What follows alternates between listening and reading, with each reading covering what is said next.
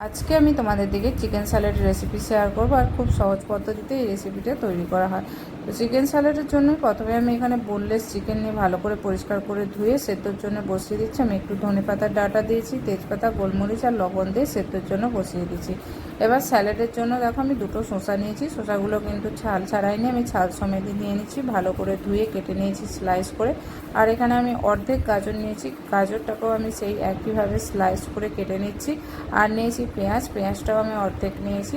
এইভাবে লম্বা লম্বা করেই আমি পেঁয়াজটা কেটে নিচ্ছি। এইভাবে কাটলে একটু দেখতে ভালো লাগবে তাই। আর নিয়েছি লেটুস পাতা, এই লেটুস পাতাও আমি কেটে স্যালাডের সাথে অ্যাড করে নিচ্ছি। এখানে আর নিয়েছি টমেটো আমি বিচাটা নেব না, জাস্ট বাইরের দিকে যে খোসাটা সেই খোসাটাকে আমি একটু ছোট করে কেটে একটা ছোট সাইজের টমেটো আমি এখানে অ্যাড করছি। আর নিচ্ছি ব্রকলি এখানে আমি পুরোটাই অ্যাড করব, আর কোনো রাখবো না। আমি এখানে পুরো ব্রকলিটাই কেটে স্টিম করতে দিয়ে দেবো, একটা পাত্রে জল দিয়ে স্টিমের জন্য দিয়ে দেবো।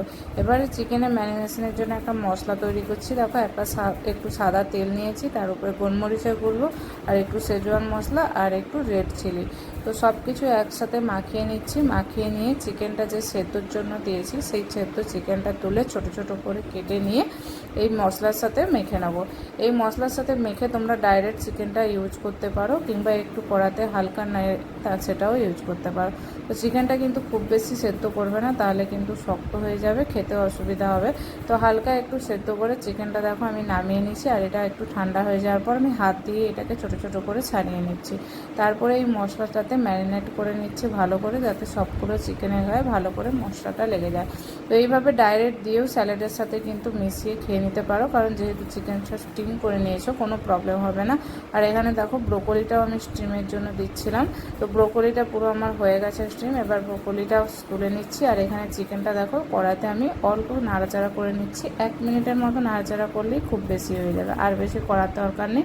তারপরে সব কিছু স্যালাডের সাথে অ্যাড করে সাদা লবণ, কালো লবণ আর এখানে চাট মশলা দিয়েছি, আর দিয়েছি গোলমরিচের গুঁড়ো দিয়ে, আর একটু লেবুর রস দিয়েছি। দিয়ে সব কিছু দিয়ে একসাথে মাখিয়ে নিলেই খুব ভালো খেতে হয়ে যাবে, আর রেডি হয়ে যাবে আমাদের চিকেন স্যালাড।